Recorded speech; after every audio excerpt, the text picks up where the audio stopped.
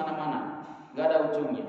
Coba kalau mau baca mulai dari at-tadiul imla bismillatil aliyah mustadirrun faydul barakati ala ma ana lahu wa aula sampai pada pungkasannya. Kemudian dijelaskan dengan baik setelah itu sama penceramahnya. Orang pulang dapat semangatnya Rasulullah SAW. Dapat mereka, ya Allah, Rasul menyebarkan agama ini dengan darah ternyata.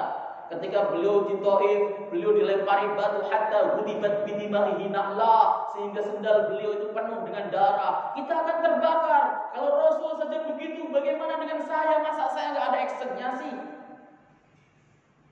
Salahuddin Al-Ayyubi dalam rangka untuk membangkitkan semangat para pasukannya supaya bisa merebut Al-Quds, itu adalah dikenalkan sirah nabawiyah terus-terusan.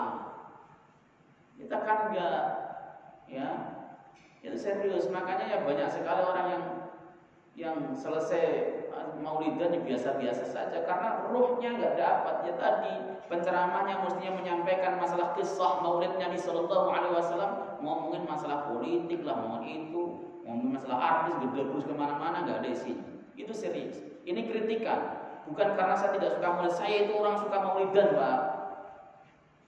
Tapi saya mengkritik diri sendiri, jamaah saya sendiri juga. Kenapa begitu?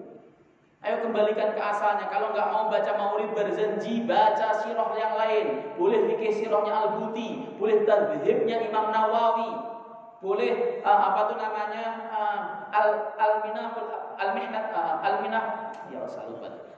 Akbar, Al-Minnatul Kubro karangan Al-Imam Ibnu Hajar Al-Haytami. Silahkan baca apa saja yang penting terkait sirah nabawiyahnya Rasulullah SAW supaya kita kenal. Kita baca sepanjang tahun masa nggak masuk sih? Itu supaya anak muda juga kemudian termotivasi. Oh, Nabi itu begitu masa mudanya, termotivasi untuk ibadah, memiliki tanggung jawab terhadap agamanya. Ini serius. Ya, nanti kalau di sini ngadain begitu, yang kembalikan lagi pada zaman para ulama salaf dulu. Kata Imam Suyuti dalam kitab namanya Al-Maslakul Mustafa fi Maulidil Mustafa. Saya kalau lupa, itu dalam kitab Al-Hamil Fatih babnya itu Al-Maslakul Mustafa kalau tidak. Itu beliau mengatakan bahwa dulu Maulid itu adalah merupakan suatu hal amaliyah yang beliau sebut dengan bid'ah hasanah.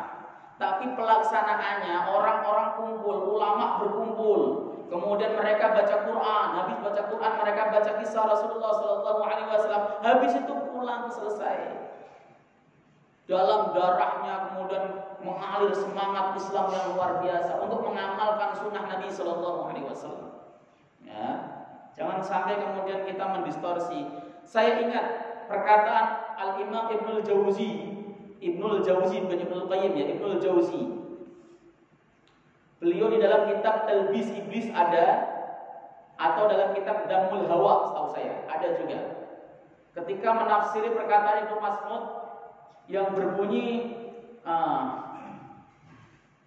kuntu fi zamanin kathirun fuqaha'u ulama'u wa qalilun khutaba'u. Aku itu berada dalam suatu zaman yang banyak sekali ulamanya dan sedikit penceramahnya. Itu Ibnul Jauzi mengatakan dulu setiap penceramah itu pasti ulama, pasti ulama. Setiap orang yang berada di atas mimbar itu pasti ulama. Sampai para ulama-ulama hebat mau menghadiri majelis penceramah tersebut karena yang ceramah juga ulama. Yang disampaikan ilmu semuanya. Yang disampaikan firman Allah Subhanahu wa taala dengan tafsiran-tafsiran orang-orang saleh. Tapi makin kesini kata beliau makin bergeser. Orang yang ditugaskan untuk menjadi penceramah agama adalah orang yang disenangi orang awam dan kaum ibu-ibu. Emang redaksinya begitu, maaf ya. Wah, pokoknya kalau perempuan pada suka, wah keren, udah bisa panggil lagi.